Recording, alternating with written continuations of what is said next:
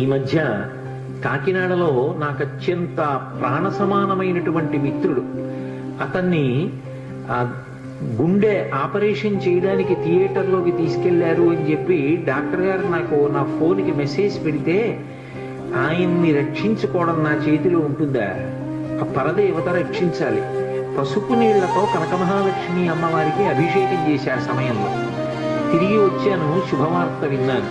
ఆ తల్లి గొప్ప అనుగ్రహప్రదాయిని.